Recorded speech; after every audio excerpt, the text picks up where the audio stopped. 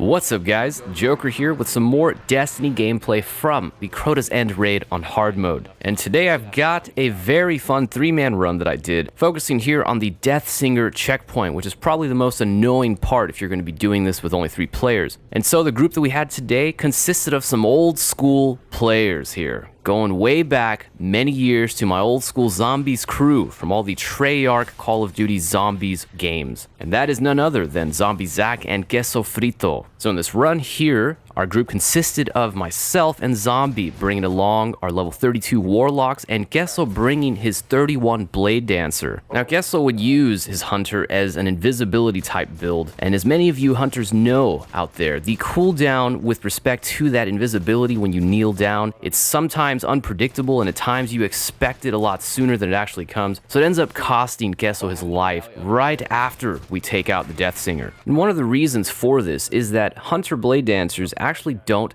have a visual cooldown timer that indicates to you when exactly you can use that invisibility skill next. And that applies whether or not you have the Shadowjack perk equipped, which is the perk that prolongs the duration of your invisibility at the expense of a slightly reduced agility. What I have found in using the Bladedancer is that it seems like it always comes around with the second time you kneel down trying to use that invisibility again. The first time it seems to always be predictable as the cooldown has been reset and there is no cooldown going on, but after you use it a first time, you can't immediately jump back into using it again, so you can't remain invisible permanently as of the time of the 1.1.1 patch in Destiny. But that also speaks volumes to me as an indicator of a much greater issue that I find personally with all the classes in Destiny period, and that's basically the lack of variety on the different builds that you can or can't do with all 3 classes. One of the things that makes Diablo 3 and even other games like Path of Exile very popular is that they focus mainly on the possibilities for different build types using a same class. So as of right now, when you set up, say, a Bladedancer, since we're using the invisibility spec as an example, you really have limited options in exactly how you can use it. You're basically forced with using the same perks and maybe equipping a Patience and Time as an added bonus to that, but there's not really a lot of versatility there. There's not really a lot of room for you to customize it and make it your own style, and that's the whole point of having custom builds, is to customize the gameplay experience for what kind of player you want to be.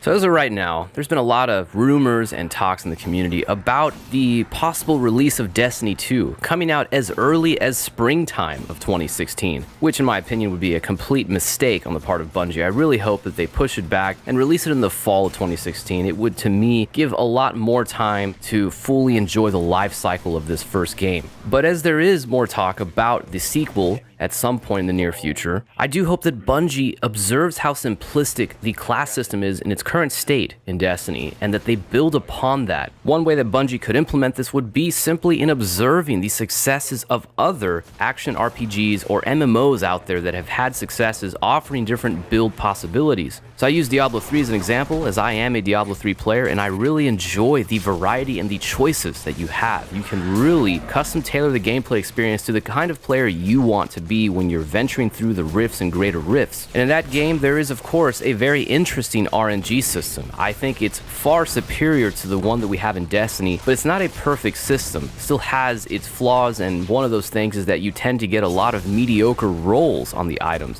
And that's one thing that a lot of Destiny players who've never played in Diablo really don't know about. They don't really understand that this RNG system in Destiny, it's a very simplified one. It's very simplistic. It's really just based on the possibilities or probability of you getting a certain item or not. In Diablo 3, you have to take into account the actual specific rolls of every stat in that item, in that weapon, in that piece of armor. So you could get a super awesome, extremely rare legendary weapon that happens to have really low, mediocre stats, and you do have the option to re-roll one of those stats that you choose. And only one stat at a time, meaning that once you re-roll it, that's it. You cannot go down the list trying to re-roll everything else. You can only choose the one stat in that item that you decide you need to try to change to maybe help out your build. And that's why the builds are truly a customized experience. On a mathematical scale in Diablo 3, they offer you the choice to really custom tailor exactly what you're going for, if you're going for offensive or a defensive style of play. Another game that offers a different style of build choices, but nonetheless does offer that kind of variety,